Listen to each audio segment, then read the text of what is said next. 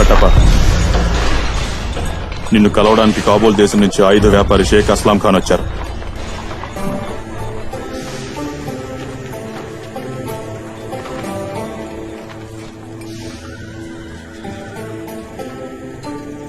Baghdad భూగర్భాన్ని చీల్చి ఉక్కుని తీసి గులాన్కొండ కొలమిలో రగిలించి Persia దేశపు శాస్త్రవేత్తలు పదును పెట్టిన తల్వార్, పసివాడు చేత పట్టిన ఒక్క వేటుకే 10 తాడి చెట్లు తెగ నరకగలదు. ఇస్కా నామ్ సికందర్, షానే షంషీర్.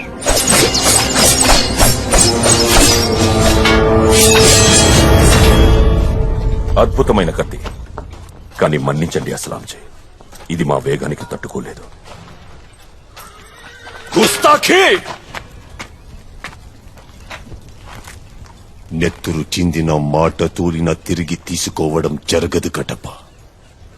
నా తల్వార్తో తలపడి నీ వేగాన్ని నిరూపించుకో.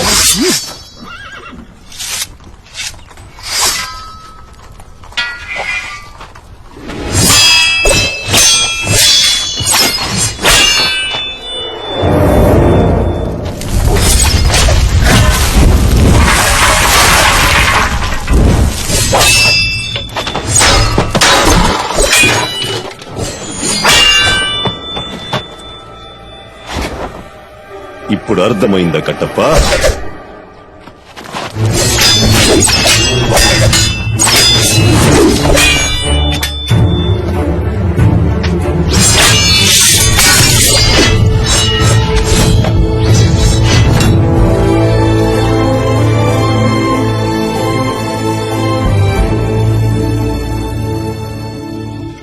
చీనా, పర్షియా, మంగోలియా, గ్రీకు దేశాలన్నీ తిరిగాను, కానీ నీలాంటి వీరుడిని ఎక్కడ చూడలేదు.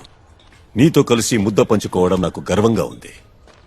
రాకటప్ప, మన్నించండి అస్లాంజీ, బానిసలకు రాజకుటుంబీకులతో సరి సమానంగా కూర్చునే అర్హత లేదు. బాని,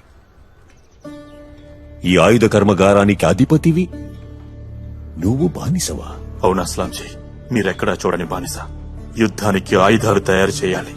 యుద్ధంలో రాజుగారి ప్రాణాలకు తన గుండెలు అడ్డు పెట్టాలి. యుద్ధం అయ్యాక ఆయన కాళ్ళ దగ్గర పడుండాలి. చెప్పు, నిన్ను విడిపించడానికి మహారాజుకి ఎంత కావాలి? దానికి 10, 50, 100 రెట్లు ఎక్కువ ఇచ్చి నిన్ను విడిపిస్తాను. ఈ బానిసకి వెలలేదు అస్లాంజీ. మా వంశంలో పుట్టిన ప్రతి ఒక్కరూ మాహిష్మతి సింహాసనానికి బానిసలుగా ఉంటామని ఎప్పుడూ మా పూర్వీకులు మాటిచ్చారు.